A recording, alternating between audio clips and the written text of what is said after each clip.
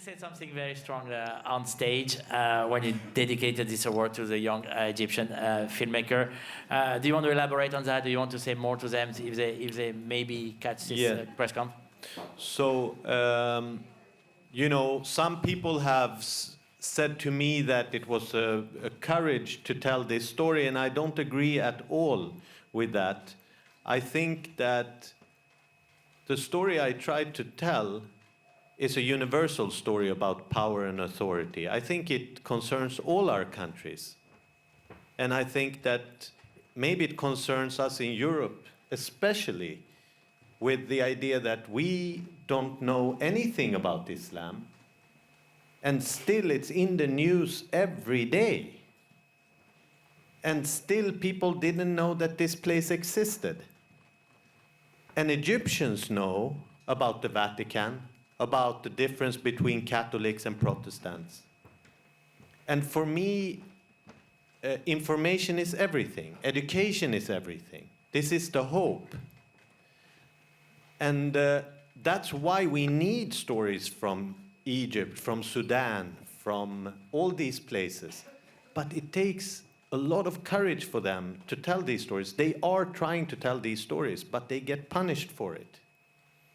So for me, it's very important to say that try to, if you can, you have a lot of power because you work with on newspapers and media to show them, interview them, show their work. It means a lot. Two of the winners tonight, you're one of them, live in exile. What does that say about the state of our world?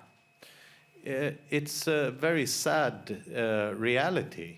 And I know Ali Abbasi well, and I like him a lot. And we are very different.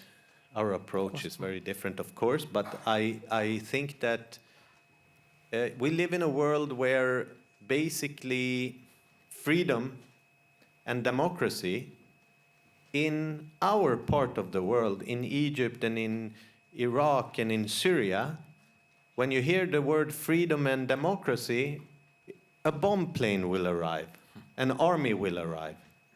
And it's very sad that it's like that. Hey, we got a question right here. Hello, Mr. Saleh. This is Rupak from Prohud.in of Calcutta. Congratulations for your award. My question is about how you convert the story into a screenplay in general. So for a movie like The Boy from Heaven, you have in the screenplay important moments of introspection where the protagonist is silent and thinking. In the story, you don't have that. In the screenplay, you have that. How do you join the dots? Yeah, that's a great question. I must say that I was thinking of writing it as a book, this screenplay.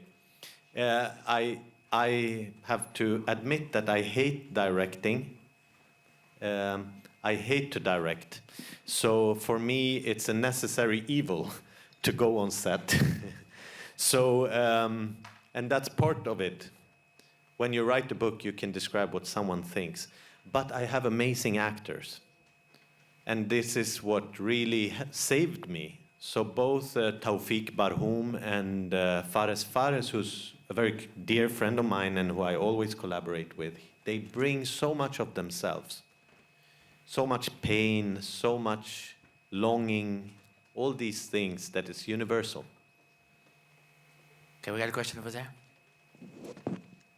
Congratulations. It's Falila Gadamasi from Africiné.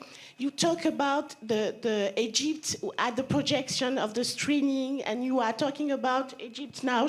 How do you think that you can help this young Egyptian to tell the story? But because, as you just say, it's difficult for them to do it when they are in Egypt. It's more easier for you because you are outside the country. How can we help them? You can help them tell their stories, these stories. I think that the biggest censorship is in your head, And, when I started writing this story, there was a censorship in my head. It started with that I read Umberto Eco's In the Name of the Rose. And I played a game inside of my head. I said, what if I tell this story inside of Al-Azhar, which is the greatest Sunni Islamic institution? And I said, I can't do it. But if I do it, the Grand Imam would die. You can't tell that. No. But if that would happen, 27 Imams would gather. What would the state security do? They would try to get involved, you know? So I start to tell myself this story. But you can't. But if I just write it down and read it, it could be interesting to read, you know, for me, not for anyone else. And then I did the mistake of showing this script to my producer. And she was like, oh my God, you have to make this film. I said, no, you can't. But then I said to myself, all these amazing filmmakers, historically, Jewish filmmakers, Italian filmmakers, Japanese filmmakers. You know, when Koreda tells the story of shoplifters, it's not the story that maybe Japan wants to project out to the world. But he silenced the censorship in his head, and he tells us the story. And I'm eternally thankful for getting that film. So I said, okay, shut up, censor, I'll just do it. And now I live the consequences. It's great. Very nice one.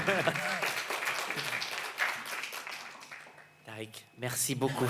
Merci and congratulations. Thank you very much.